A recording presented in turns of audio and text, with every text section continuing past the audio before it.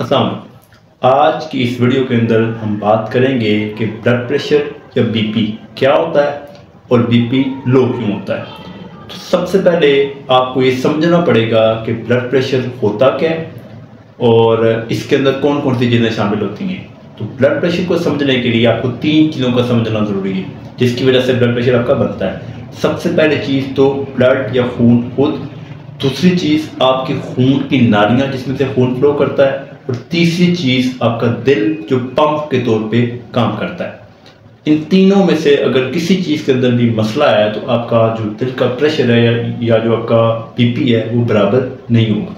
तो सबसे पहले आपका जो दिल है जिसका काम है खून को पंप करना, जब दिल प्रॉपर खून को पंप कर रहा होता है तो खून आपके सर से आपके पाँव के नाखून तक आपका खून फ्लो कर रहा होता है। अब अगर ये पंप खराब है, अगर कोई दिल की बीमारी है और दिल खून को प्रॉपर पंप नहीं कर रहा तो आपका बीपी बराबर नहीं होगा और आपका बीपी कम होगा।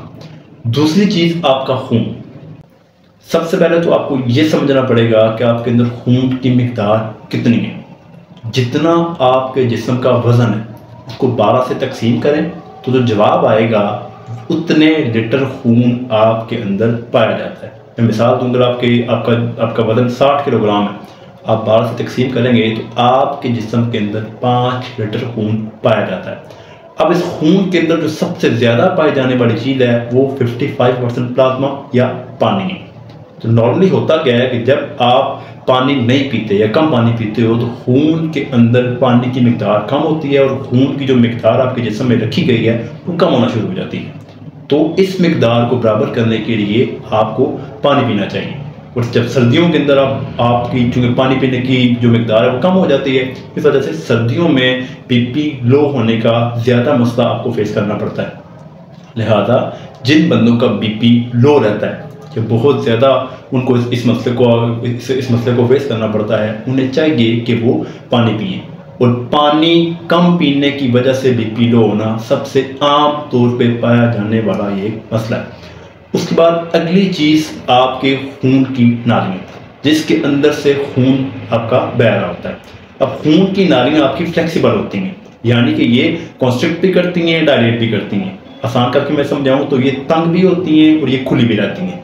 खून जब आपका इसमें से बह रहा होता है तो ये ज़रूरत के मुताबिक ये फ्लेक्सिबल होती हैं, ये तंग भी हो जाती हैं और खुली भी होती हैं। अब आम उसूल ये है कि तंग जगह में से, तंग नाली में से खून तेज़ प्रेशर से फ्लो करता है और खुली नाली में से खून आहिस्ता प्रेशर से फ्लो करता है। अब अगर बिलफर्ज खून की नालियाँ खुली हैं तो उसमें से कम प्रेशर से खून फ्लो करेगा और आपका बीपी लो होगा।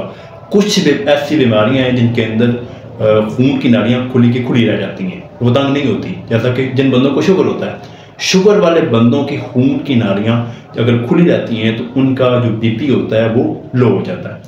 उसके बाद एक आम तौर पे पाई जाने वाली चीज़ कि जब भी आप अपनी पोजीशन तब्दील करते हो, यानी कि अगर आप लेट के बैठे हो, बैठ के खड़े हुए हो, खड़े होकर अगर आप चल रहे हो तो आपको अचानक चक्कर आता है या आपकी आंखों के सामने अंधेरा आता है, इसे बोलते हैं पोस्चरल हाइपोटेंशन, यानी कि अपने जिस्म की पोजीशन तब्दील करने की वजह से बीपी लो होना।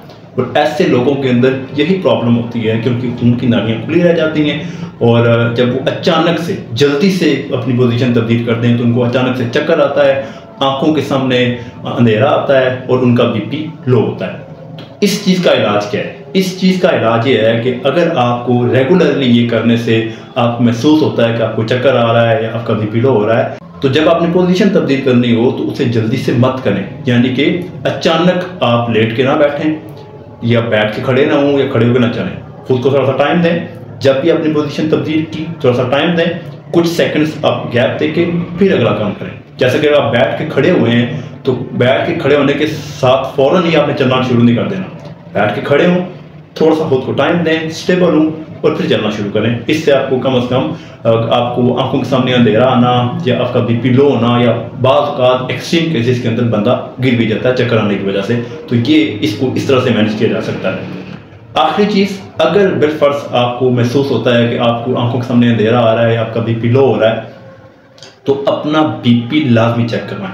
कुछ लोग बगैर बीपी चेक किए हुए अपने लो बीपी को बराबर करने के लिए पानी के अंदर नमक डाल के या अंडा खाना शुरू कर देते हैं।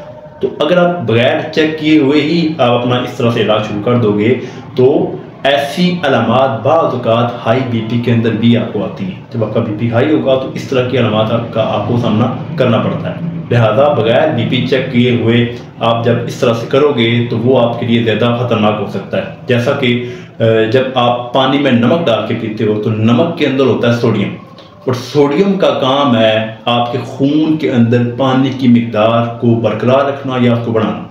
जब आप हाई बीपी के अंदर नमक वाला पानी पीते हो तो आपके खून की मिकदार बढ़ जाती है।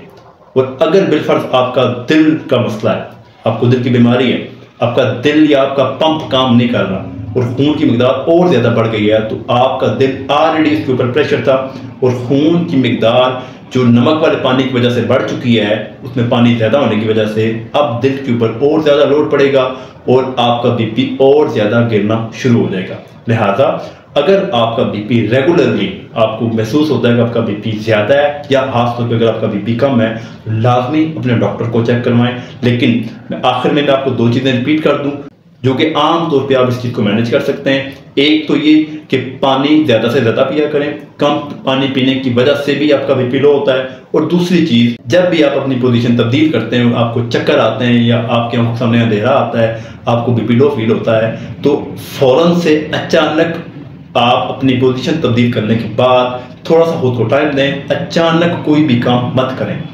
आप अगर लेट के बैठे हैं या बैठ के खड़े हुए हैं या खड़े होकर चल रहे हैं तो फ़ौरन आपने वो नहीं करना। आपने खुद को थोड़ा सा टाइम देना है, थोड़ा सा स्टेबल हो जाने के बाद उसके बाद आपने अपना अगला कदम उठाना है।